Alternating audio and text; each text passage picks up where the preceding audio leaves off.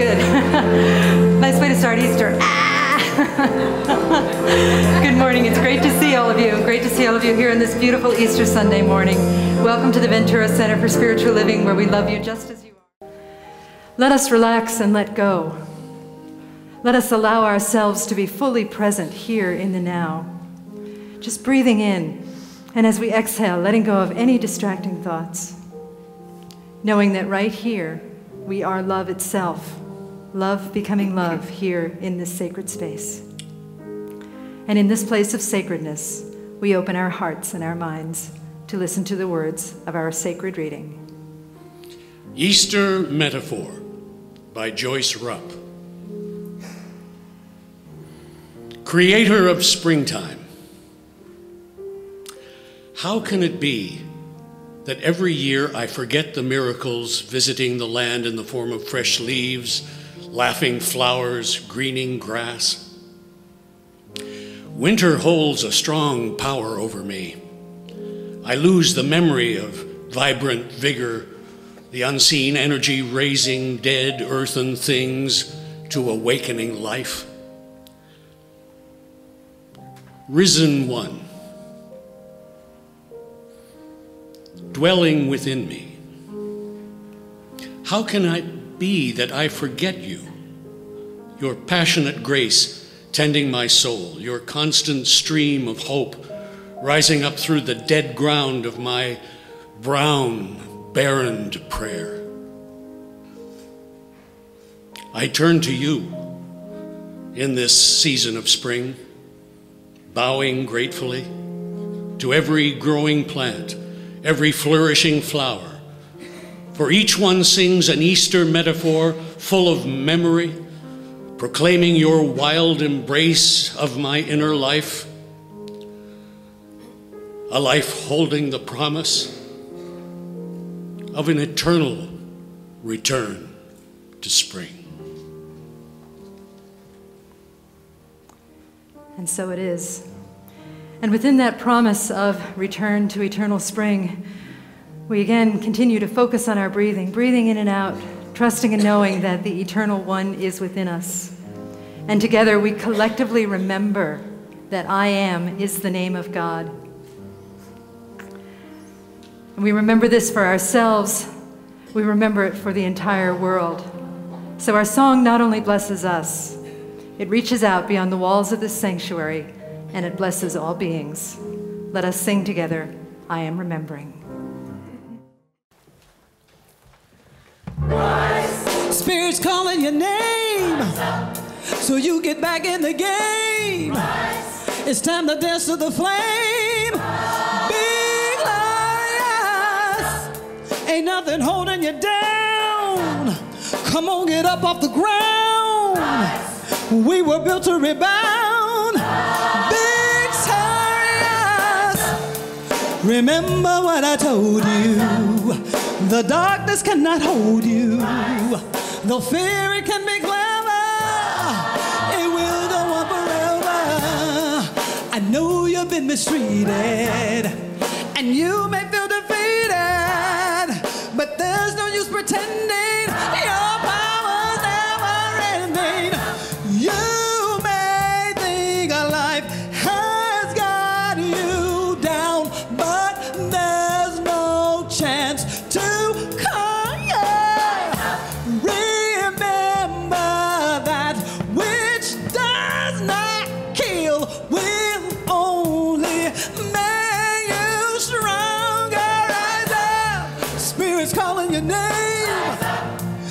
get back in the game.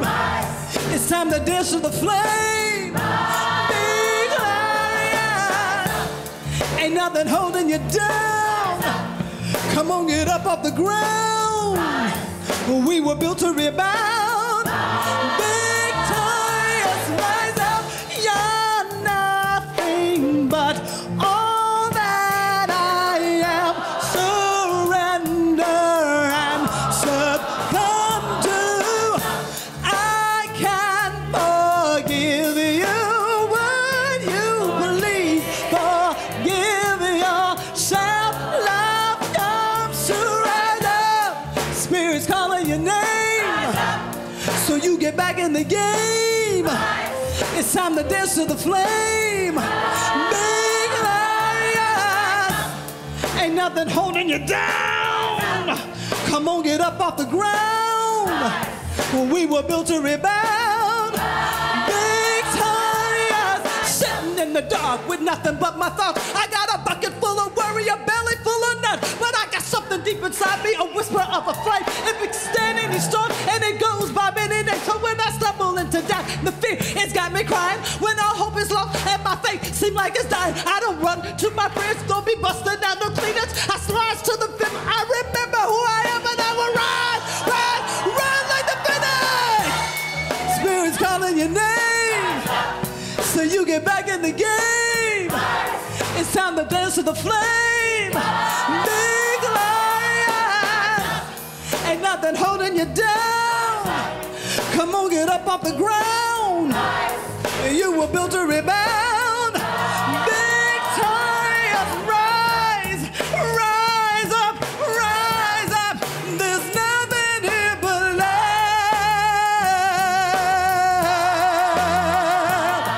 Rise up, rise up, rise up.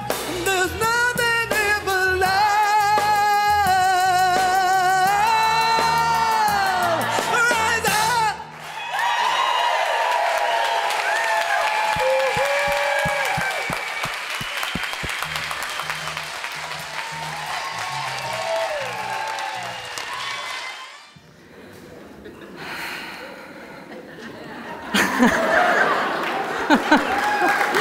All right.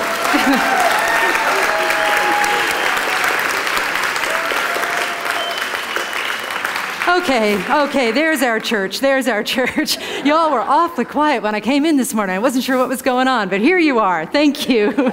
Thank you. So please repeat after me. I am awake. I am alive. I am arisen. And so it is. Is it true? Okay, good, good.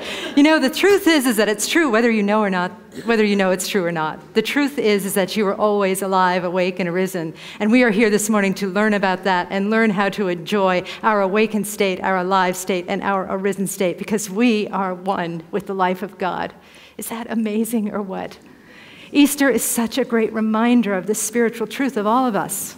You know, last week, we spoke about the journey of a caterpillar into a monarch butterfly.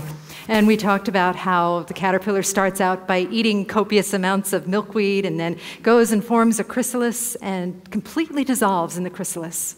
And then before too long, the chrysalis changes color and a butterfly emerges and flies away, and the chrysalis stands empty like an empty tomb. And that's a metaphor. That's a metaphor.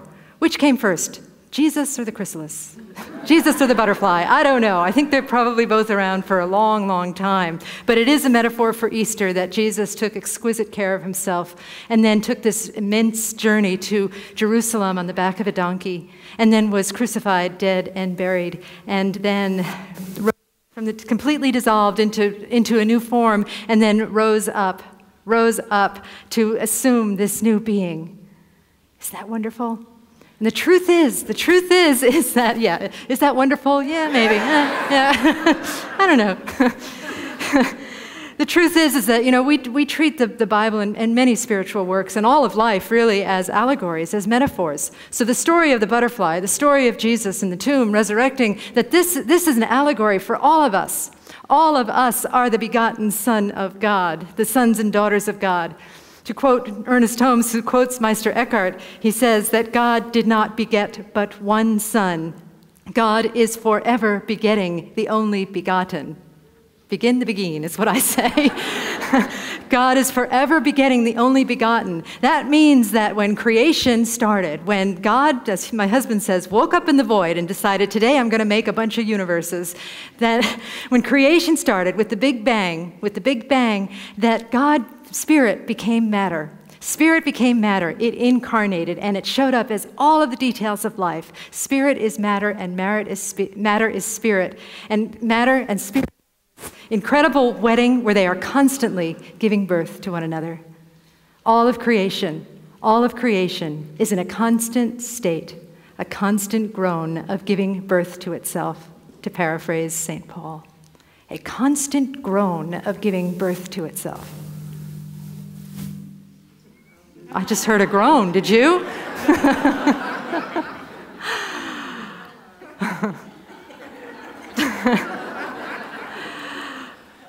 Why a constant groan? Why can't we just, pop it out, right?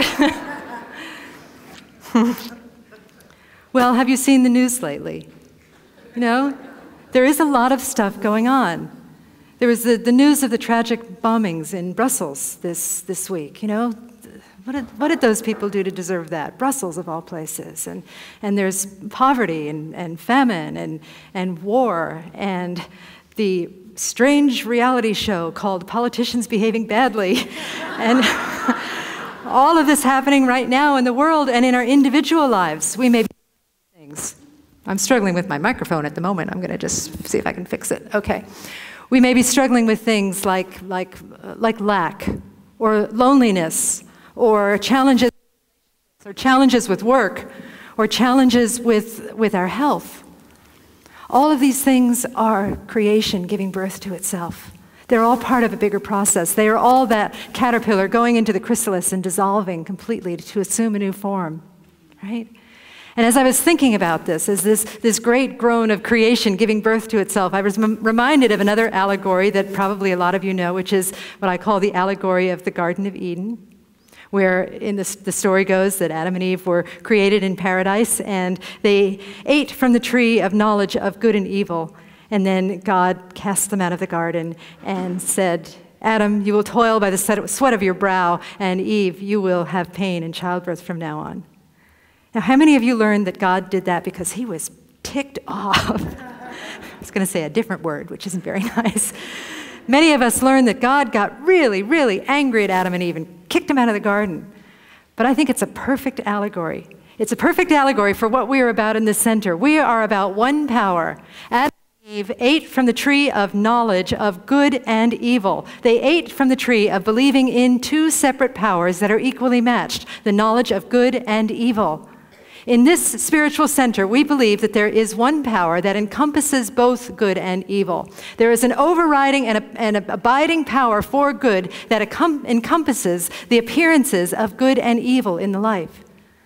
So, all of the things that are happening in our lives, all of the things that are happening in the world, all of this is the circuitry of good and evil performing in this greater encompassment to work itself out, to give birth to paradise, to bring us back to the garden, as the prophet Joni Mitchell said. We've got to get ourselves back to the garden. All of this is working out for us, not against us, but for us. The whole life is conspiring to give birth to something magnificent. Now, how does this work on an individual level? As I was pondering this, I turned back to the story of the crucifixion, which I consider yet another biblical allegory, a story about all of us. An allegory is a teaching story that is about all of us. And in this story of the crucifixion, Walter Starkey, who was a protege of Joel Goldsmith, a great mystic, and Walter Starkey is a great mystic in himself. He wrote a wonderful book that we read last year called It's All God, the Flowers and the Fertilizer. It's all God. In this book, Walter Starkey says that the crucifixion story, that the resurrection story could not take place. It would be incomplete without this one character. And many people will say, oh, I know, Jesus. But the character that he had in mind was Judas. The resurrection would be incomplete without the category of without the character of Jesus. What the heck? I may have to take off my shoes. I don't know if I can concentrate wearing high heels. The resurrection story would be incomplete without the character of Judas. Many of you seen or read The Last Temptation of Christ? It was a book that was banned by many Christian churches, and a movie that was banned and picketed by many Christian churches. I was talking about it the other night with one of our congregants, talking about how we loved that movie. And in that movie, they talked about Jesus being the chosen one, the one who was strong enough to bear the scorn of the world, because the world for centuries has hated Judas. But Judas was doing what he needed to do to move the momentum forward, to make place, to make way for the resurrection, right? We've all learned to hate the betrayer, to hate Judas. I remember sitting around our dinner table at night. You know, I grew up in this very sort of white glove family where we used the good china and we ate by candlelight, and we could put nothing with the label on the table. Anybody? But some of our conversations, I remember my sisters telling me, I have two sisters that are 11 and 9 years older than me, and they were teenagers, and I was so, you know, I thought they were goddesses. And I remember them telling me, Bonnie, guess how Judas died? I said, how? I don't know. Well, they hung him, and then all of his guts popped out. Whatever.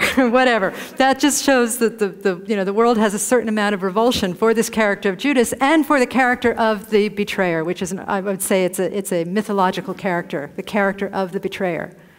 But what I ask us is that because we are all everything, and because we are a center where we embrace the appearances of good and evil, knowing that they are held within a greater whole, what I ask is for us to consider this morning, where are we the character of the betrayer? The book that we just finished a class on, Practical Mysticism class, it's by Carolyn Mason. It's about Saint Teresa of Avila. And she says that the greatest form of betrayal in our society is self-betrayal. Self-betrayal. Where are you betraying yourself? I got to tell you, I am betraying myself by wearing these high heels. I'm taking them off right now. I'm sorry. I can't handle this. Thank you. Thanks, Doreen. All right, that's better. Whew. Thank you. I can think now. Okay. And my toes are painted too. So anyway, so thank you. That's all I'm taking off, by the way, Gina. It's just so you know. Okay. So where are we the betrayer in our lives? And you know, Carolyn May says that self-betrayal is the biggest form of betrayal. But I would also say that another form of betrayal is how we betray the self with a capital S, how we betray our God self, how we believe in two powers instead of one power, how we believe that good and evil are equal, how we believe that terrorism is a real force in our life without something else behind it, how we believe that winter is the only thing, when really we know that spring is coming around the corner. How we believe in death. We betray ourselves when we believe that death is an ending, when we believe, as Mary Oliver said, that death is a hole in the ground. Life is so much more than that. Life is so much more than that. And so if we are able to embrace our inner Judas and see where we are betraying the self and betraying the absolute reality of all good, the encompassing wholeness of all things, then something shifts within us. We embrace the inner Judas, the inner betrayer. We bless it. We recognize it as a shadow, and we know that the shadow contains great wealth of soil and growth and nurturing. And as we look closely at the shadow, we start to consider the shadow's shadow. And to me, the shadow's shadow is light. I don't know how I know this, I just do. I deal with opposites and paradox all the time. I just know that the shadow's shadow is light. Not a very bright light, but just a dim light, a hint of something better, a doorway, a portal that beckons us into something greater that wishes to expand within us, a new belief that rises us up out of the layer of betrayal into something magnificent, into the God self that we came here to be. So the next question is, as we recognize that the shadow's shadow is light, is what will you believe? What will you choose to believe? What is the most life-affirming thought that you can have about yourself and the world right here and right now? I will tell you some of the things that I believe. I believe in nature, and I believe in spring. Sometimes I don't, but today I do. Every year, my husband prunes our rose bushes, and he prunes them back to these sticks in the ground. And I think, well, he's gone and done it. He's killed them. But then, miracle of miracles, without my help, without my assistance, without my worry, one day in March, I walked past those rose bushes, and they are ablaze with color. Who did that? It wasn't me. Nature did that. Spring did that. So I believe in spring. I will no longer be mesmerized by winter, whether it's literal or whether it's metaphorical, I will no longer be mesmerized by winter, knowing that always, in the face of adversity, there is a spring waiting to bloom within us. Another thing I believe in hope. When we say that there's only one power, sometimes people make the mistake of thinking that evil is not real. And the truth is that there is evil in the world. I would say that terrorism is an act of evil. The Holocaust was an act of evil. But if we focus that, if we empower that, if we don't do the work of nothingizing it and impersonalizing it, it is simply the misuse of free will and carnal mind. It is not a power unto itself. And so if we are back up from the things that we are calling evil and believe instead in hope, it changes our vision, it changes our focus, and we see that in spite of all the things that are happening in the world that we might call evil, there is still so much good. There is a magnanimous amount of good, an infinite amount of good that is happening in the world. The other day I was reading something on the internet, and I saw that there was a YouTube video of a bank that wanted to dispel the notion that banks are greedy. So they created something called an ATM, but it did not stand for automatic teller machine. It stood for automated thank you machine. And the way that, I don't know how they did it. They must have researched their customers. It was a small bank in Canada, but they researched their customers. The customers would come up and the ATM would start giving them stuff. It would talk to them and give them compliments, and then it would give them stuff that was specific to what they needed. One woman whose daughter was struggling with cancer in Trinidad got 2 tickets to Trinidad. Another young man who was a fan of some sports team. I don't know sports. You can ask Gino later what it was. I don't know sports. I know it was baseball. He got 2 jerseys, and then they said, we've got something more for you. And the pitcher came out from behind the ATM and shook his hand and said that he could throw the first pitch at the game. And another woman who was struggling, a young mom with children, she was given gift certificates for her children and also 4 tickets to Disneyland. There was a whole lot of crying going on in that bank. A whole lot of good, a whole lot of grace, a whole lot of rising above the perception of greed, a whole lot of knowing that despite the challenges in the world, despite the things that are happening, despite the things that scare us and frighten us and cause us to believe only in winter, there is a springtime of hope that is waiting to surge, and we are the ones to give birth to it. We are the ones to allow it. Another thing that I believe in is life. I believe that life, that love, is stronger than death. I stand with that caterpillar who dissolves completely, that lowly caterpillar that dissolves completely to become something new. I know that the same thing happens to us and to our loved ones when they pass over. I stand with Eckhart Tolle, who says that life is not the opposite of death, that birth is the opposite of death.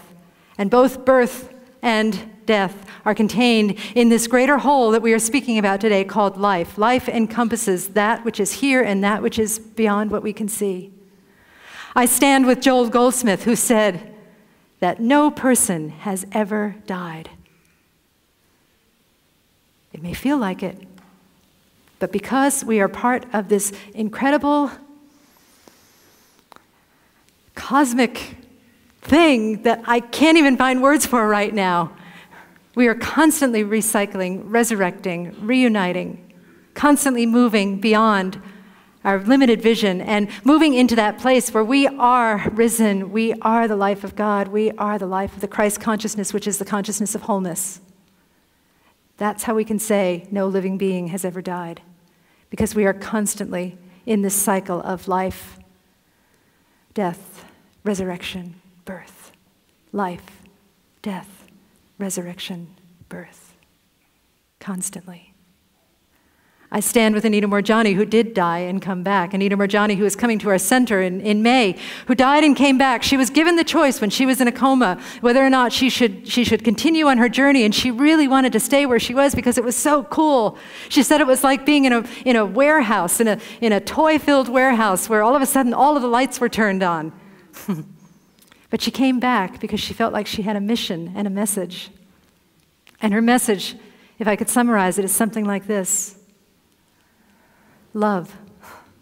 Love as if your life depends upon it, because it does. So I believe in hope. I believe in springtime. I believe in life. I believe in love. I believe that when the interfaith amigos came here, there was an imam, a Hebrew rabbi, and a Christian minister, right? And they said that there's something lost in the translation of all of the I am statements of Jesus, that it should be I am is. So the I am presence is the life of God, is the voice of God. So I am is the way, the truth, and the life. I am is the resurrection. I am is the bread. I am is the wine. I am is the water. I am. I am. I am. We are all I am together. That's what I believe in it. That's what I believe in. And that's what I offer to you on this Easter, that you may believe it too. That step out of the self-imposed tombs, the limitations that we have imposed upon ourselves, our limited view of reality, thinking that there is a power for evil that is just as strong as a power for good, that you can step out of that tomb, move into the light, move into the seeing, move into the resurrection, and know that truthfully, blissfully, wonderfully, lovingly, I am. So, if you would please repeat after me one more time, I am alive. I am alive. I am awake. I am arisen. And so it is. Thank you very much. Thank you.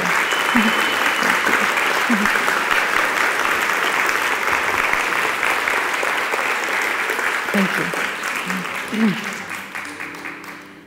And so I turn within and trust and know this power and this presence, this life that is God, this force, this energy, this all-abiding and overriding good that is the life that I am, that we are, that is all of us. For there truly is only one of us here, and it is Spirit. I rest in the blessed assurance that this I am is I am. That there is one perfect life. That life is the life of I am. That life is God's life. That life is our life right here and right now.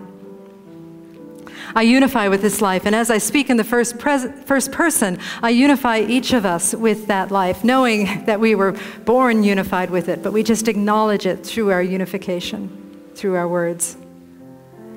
And so in this place of unification, in this place of knowing, in this place of truth and trust and well-being, I speak the words of truth for us, knowing the truth of I am. I am loved, I am loving, I am lovable. I am worthy. I am whole. I am complete. I am abundant. I am healthy. I am vital. I am valuable. I am grace. I am joy. I am peace. I am love.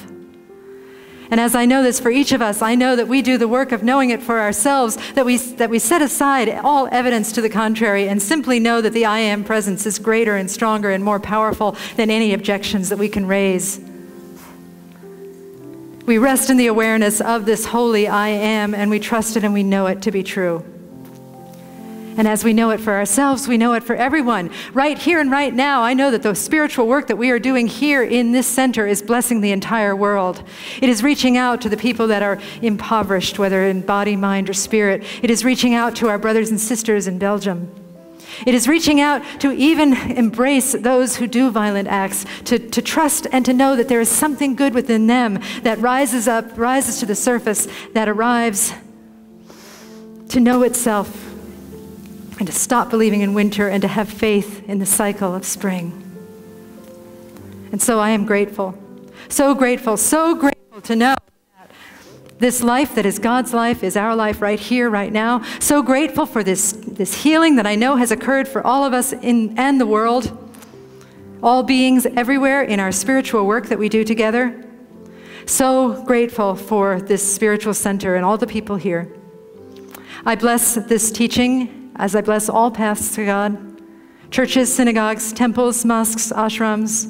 I bless all paths, and with a heart that is filled with blessedness, I release these words into the mystery, and together we say, and so it is.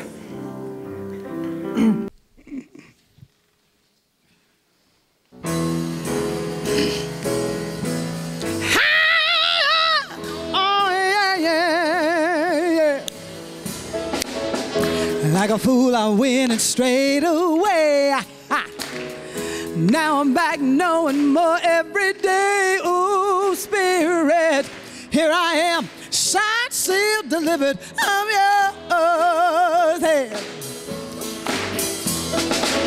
Then that time I went and said goodbye. Now I'm back, not ashamed to cry.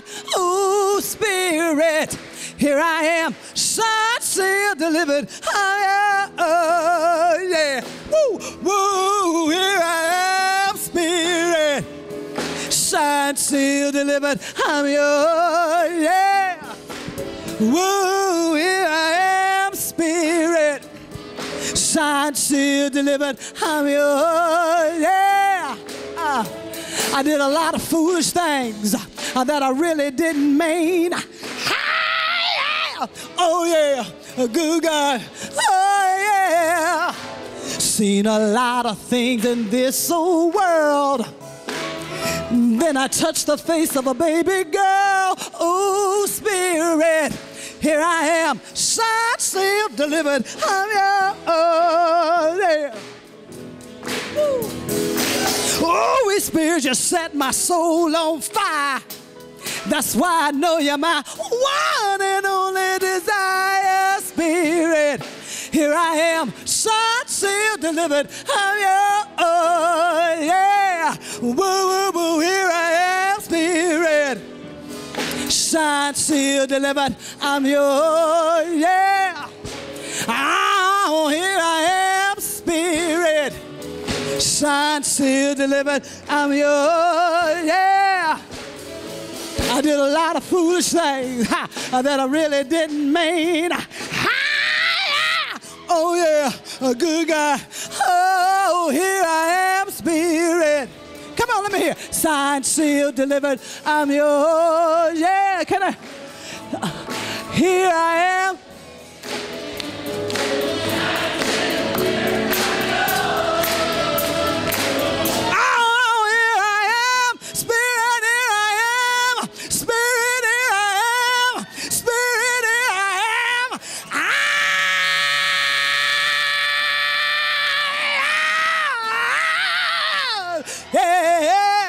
Woo, woo, woo, woo, woo, here I am, Spirit. I'm signed, sealed, delivered. I'm yours, yeah. Woo, woo, woo, here I am, Spirit, Spirit, Spirit. Please repeat after me. I am held in Spirit's holiness, divinely guided by wisdom, courage, and love. I am always connected. I see God in everything. I create joy on earth as I share my blessings. Thank you for my life. And so it is.